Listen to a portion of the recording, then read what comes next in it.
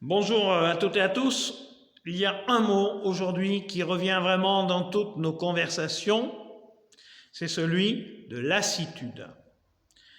Alors que faire face à cette lassitude avec ce climat qui est vraiment pesant?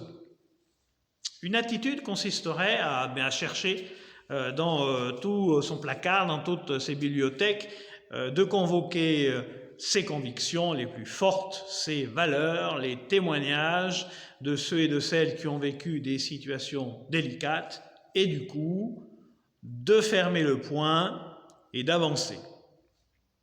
C'est vrai, c'est possible, c'est tout à fait honorable et c'est très courageux. Il y a peut-être aussi une autre attitude tout aussi importante.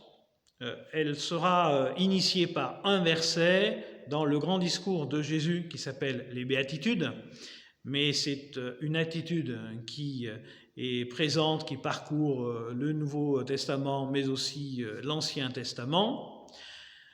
Jésus dira dans les Béatitudes, « Heureux celui qui pleure, parce qu'il sera consolé. » Bon, alors bien sûr, il y a un paradoxe, parce que lorsqu'on pleure, on n'est pas heureux, mais c'est la fin du verset qui est intéressant, c'est la conséquence. Heureux celui qui pleure, parce qu'il sera consolé. Ainsi, si dans la foi chrétienne, il y a des droits et des devoirs, eh bien là, il y a l'ouverture d'un droit fondamental, celui de dire que ça ne va pas, d'exprimer son ras-le-bol, sa désillusion, son abattement.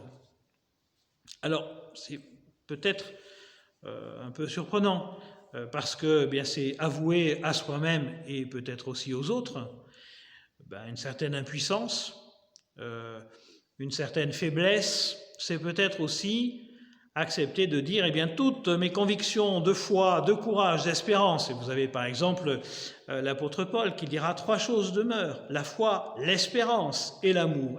Tout cela, tout d'un coup, à cet instant-là, si on dit que ça ne va pas, qu'on n'espère pas, tout cela est remis en cause.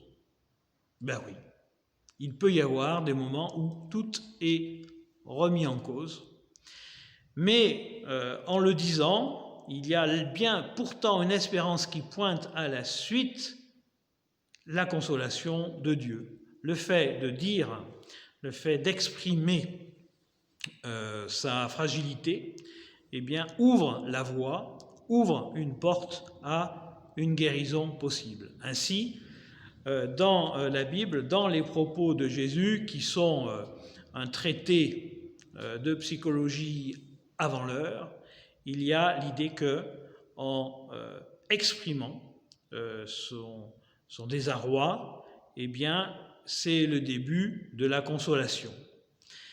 Et il est du coup fort possible que ce soit aussi une forme de courage, que ce soit un chemin d'espérance, de dire que ça ne va pas, et de le dire à Dieu. Alors, il pourra être avec nous.